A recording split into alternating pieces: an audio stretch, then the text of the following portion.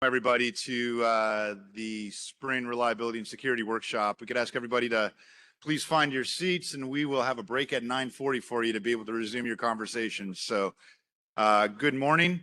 Welcome to San Diego. It's always a beautiful location for these workshops. Many of you have been here before.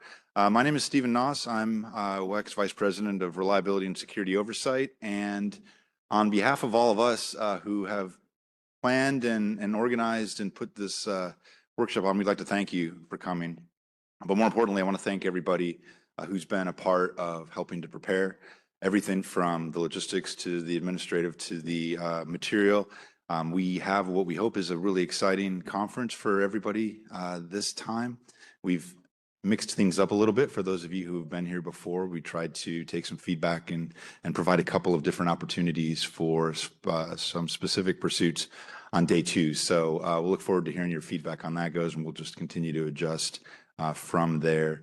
But we have, in addition to the WECC staff who've helped to put together a lot of the materials, we have the benefit of having some folks from registered entities who participated in helping to put together materials, even some from outside of the WECC region, so that's great. And we have some regional entity staff from other regions in addition to WECC, so we appreciate that collaboration and welcome you here today.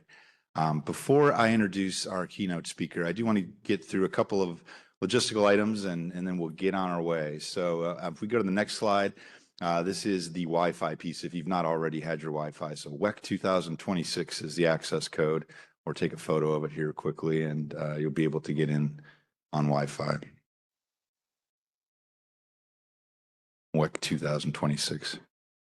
All right, you can go to the front desk if you need to get that again, and we'll be able to get it for you.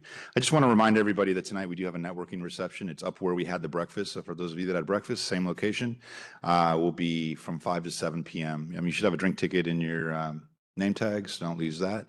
But we'll look forward to seeing everybody up there. I know it's St. Patrick's Day too, so it might be pretty busy just down the road here a little bit after that this evening as well for those of you that want to venture out.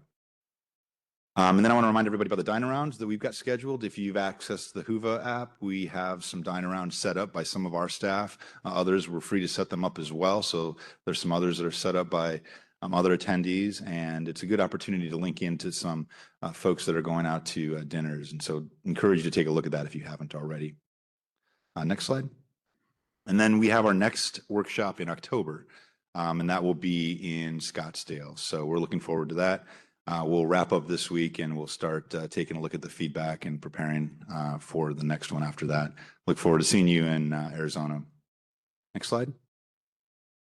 And then just a reminder that this workshop is today and tomorrow, and our partners at WCF, the Western Interconnection Compliance Forum, are hosting their meeting, same space, on Thursday. And so this is their schedule for that. We have representatives from WCF here too, so if you're not connected with WCF and you're interested in doing so, you can connect with them and get set up. All right, so now it's my pleasure to introduce our keynote speaker. She's no stranger to what's going on in the power grid today. We are moving really quickly. There's a lot of things happening, whether it's changing the way that we're looking at making our standards development processes more efficient, whether it's finishing up and continuing the work of Order 901 and things related to inverter-based resources and registration, Category 1, Category 2, IBRs.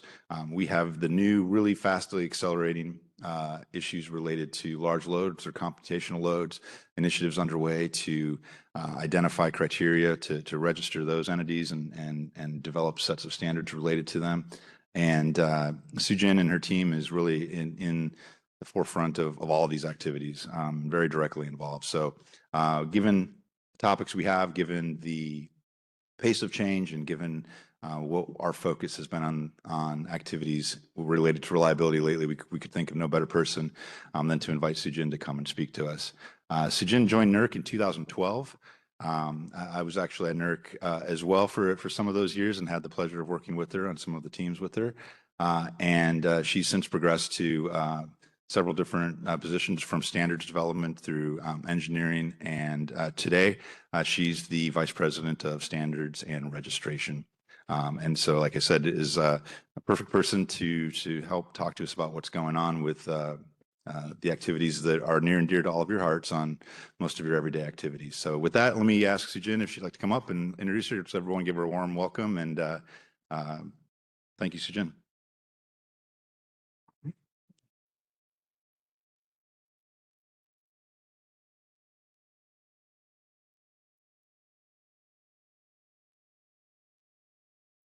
Thank you, Steve. I'm going to ask you all to bear with me because I have lost my reading glasses, and so this will be very interesting. But the beauty of iPads is that all of my talking points do enlarge. But I have about 20 pairs of glasses, but I did lose the ones that I brought today. So if I look a little funny because I'm squinting, that's why.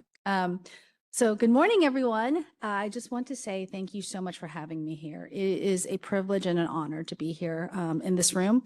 I was really excited when Steve called me and asked me to come speak because, first of all, I love the city, I love this venue, but I also love the ability to come connect with individuals who are at the heart of what we do.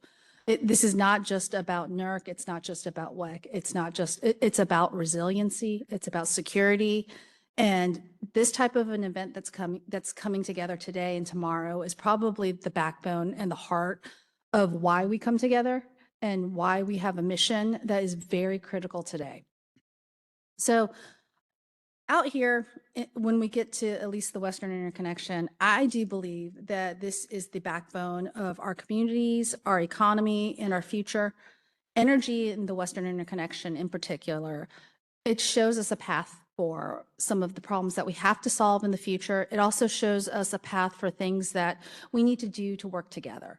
And so when I looked at the attendees in this room, one of the things I was really, really fascinated by was that this group of individuals, whether you're in compliance, whether you're an audit, whether you're an engineer, you work together with NERC, you work together with WECC, you work together with the ERO enterprise to really set a course for how do we mitigate problems in the future. Amongst the most significant problems that we're seeing and the drivers for change in this energy industry, we're seeing some of the problems and some of the risks and some of the mitigations, they arise first in the West. And so when we start talking about extreme risks with weather, aging infrastructure, transmission constraints, accelerating load growth, we look to the West to first say, these are some of the problems, but this is also the area where we can find a lot of solutions. And so this type of an event is probably where I say we're going to see a pace of change happen very quickly. We're going to accelerate our change with regards to how we solve problems. And we're also going to come together to work in a collaborative way to make sure that our grid is enhanced and stronger in the future. So I just want to say thank you for being here. Also, one of the things that I think is very important is that you are seeing an emergence of large data centers. I talked about the emerging growth with large load, but I think right now we need to be very targeted. So I want to draw your attention to two efforts that our groups are working on this year at NERC. The first would be the MSPP task force. How many of you in this room have heard of MSPP? That's good and that's bad because it's about half of this room. So I just want to, most of you have heard of the NERC standards process. It's been set in place for several years. Many of you have probably been intimately aware of a standards project, or you've been intimately aware of a risk posed by a standards process. Can I ask, how many of you have been very frustrated by a standards project? It's okay. I have too. So I can tell you there have been several standards processes and projects that have taken place. I think that they're all critical. However, if you look at the process, the way it was put in place, it's very rigid. It's very process oriented. We have certain milestones in our standards process manual that we simply cannot work around. With that being said, we do know that there are a lot of risks coming on the system. And when it comes to MSPP, the NERC board basically tasked a certain group of individuals. We have this MSPP task force to modernize standards, processes, and procedures. With that being said, they went to the board in February and said, here are some recommendations for how do we modernize standards, processes, and procedures. And they gave several recommendations with regards to balloting, development, commenting, and overall, we saw that there was this important need to basically develop standards at the pace of risk on the system. So we need to be able to develop standards very quickly, efficiently. We need to get ahead on certain challenges. And right now, we're seeing that there are certain standards that probably need to move faster than others. And so you're going to see over the next year the modernization of NERC standards, processes, and procedures. And one of the things that I'm going to ask for your help in is that as we implement modernized standards practices for standards development, that you work with us, not just at NERC, not just at WECC, but across the industry, across the ERO enterprise, to make sure that we are able to develop standards at the pace of risk, at the pace of challenges coming on the system. We're going to start implementing some of the MSPP changes this year. You will hear about it, and I will promise you, you may get confused.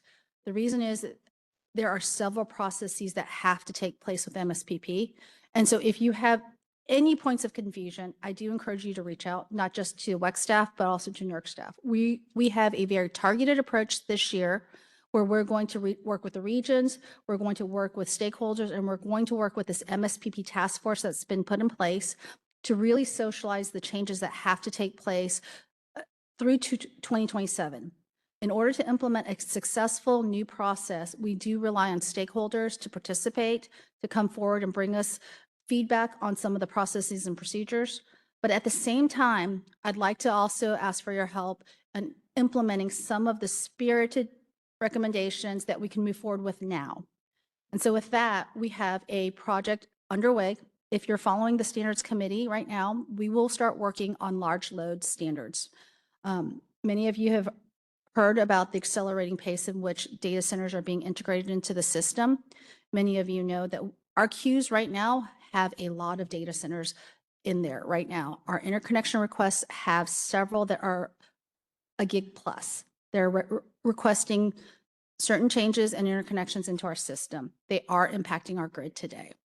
If you followed our large load workshop, that means that we are going to have to address some of the risks posed by large loads integrating in an inconsistent manner.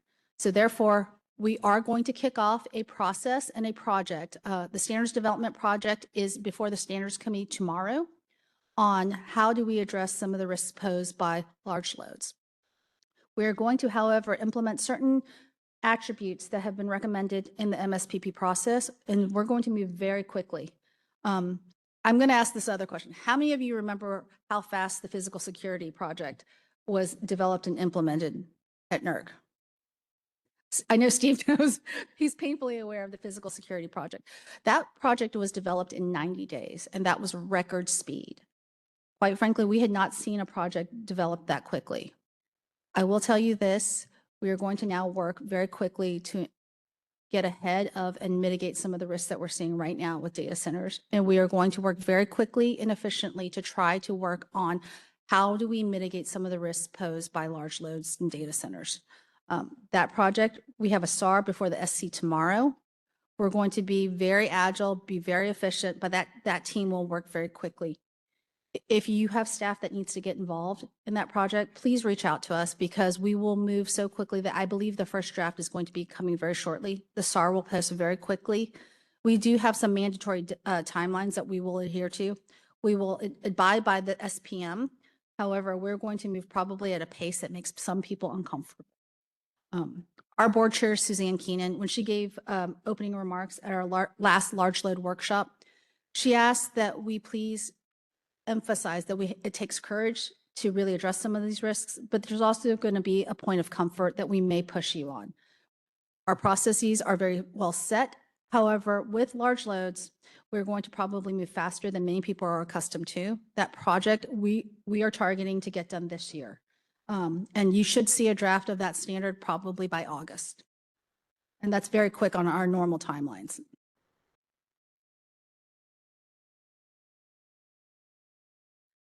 So I'm not going to take a lot of time going through just those two projects, but I do want to thank you for your participation thus far in working with NERC.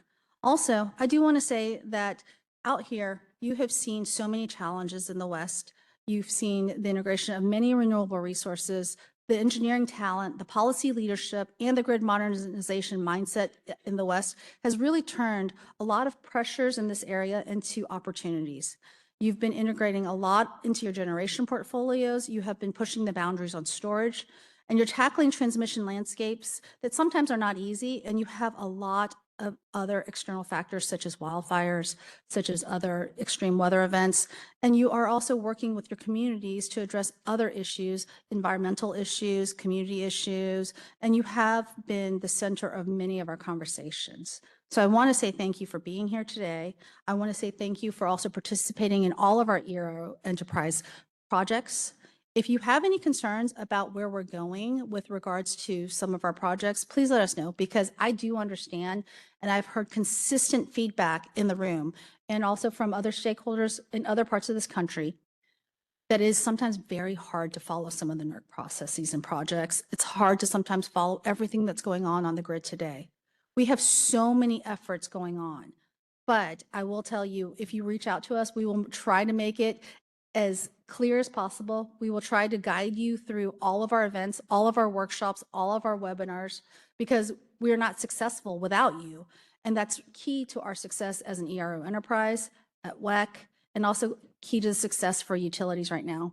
I firmly believe that all of the work that we're doing today is strengthening our grid, we're enhancing reliability, and we're ensuring resiliency to tomorrow. We're doing this all together, and progress in our field is never a solo effort. It happens with collaboration across utilities, regulators, reliability organizations, policymakers, and quite frankly, our innovators that are in the room today. And that's why we're here. We're going to share insights. We're going to rise to the surface when it comes to challenges, and we're going to lean on each other to strengthen the partnership that carries us forward. So as we begin today and you go into your breakout sessions throughout, I want to recognize the magnitude of work that you have put forth and the impact it has on everyone today. The future of energy is being written as we speak through meetings, through events like this. And there is no group better equipped to probably shape our future and our vision for discipline, determination, and enhancing the grid. So today, thank you for your leadership, your innovation, and your commitment to serving, and also our reliability mission today. I hope today and tomorrow has very fruitful conversations, and I love that tomorrow and today you will be making a path forward for new possibilities, not just in this region, but across the entire grid landscape. So thank you for that.